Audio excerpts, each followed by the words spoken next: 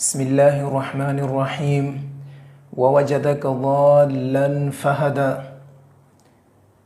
اللہ تبارک و تعالی نے قرآن مجید میں فرمایا میرے مدنی کریم صلی اللہ علیہ وسلم کے بارے میں کہ اے پیغمبر، ہم نے آپ کو راستہ بھٹکا ہوا پایا اور رہنمائی کی۔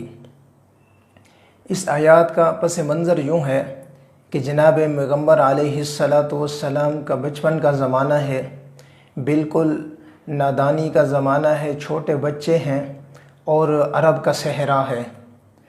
آپ علیہ السلام ایک مرتبہ عرب کے صحرا میں نکل پڑے تو صحرا میں بھول بھولیاں بہت زیادہ ہوتی ہیں۔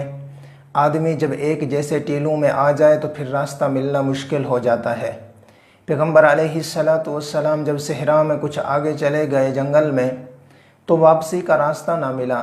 بچے تھے تو آپ علیہ السلام ایک جگہ بیٹھ گئے۔ کچھ دیر گزری کہ ابو لہب کا اونٹنی پہ گزر ہوا۔ اس نے دیکھا کہ محمد بیٹھا ہوا ہے جنگل میں۔ پوچھا تو فرمایا پیغمبر علیہ السلام نے، بچے تھے، کہ واپسی کا راستہ نہیں معلوم۔ ابو لہب نے اپنی اونٹنی کو بٹھا دیا۔ بٹھانے کے بعد میرے پیغمبر علیہ السلام کو اپنے پیچھے بٹھایا، خود آگے بیٹھ کر اونٹنی کو اٹھایا۔ تو سامعین کرام، وہی اونٹنی ہے جو ابو لہب کو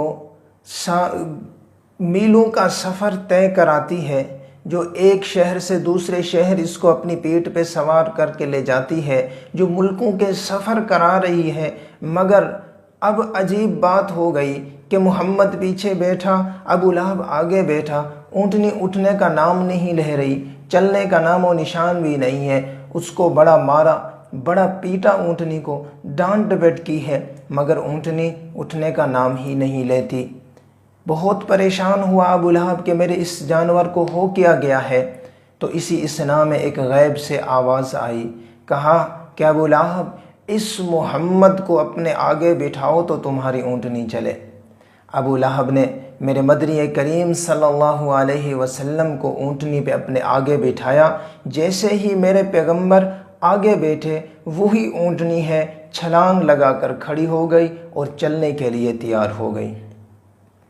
یہ عظمتیں، یہ رفعتیں، یہ بلندیاں میرے پیغمبر علیہ السلام کو رب نے تب سے عطا کی جب سے آپ بچے تھے، نادانی کا زمانہ تھا۔ میں اس سے بھی پیچھے جا کے کہنا چاہتا ہوں کہ پیغمبر علیہ السلام جب اماں آمنہ سلام اللہ علیہا کے بطن مبارک کے اندر آئے تو اماں آمنہ سلام اللہ علیہا نے بھی اس وقت سے اس پیغمبر کی برکتوں کو دیکھنا اور محسوس کرنا شروع کیا ہے۔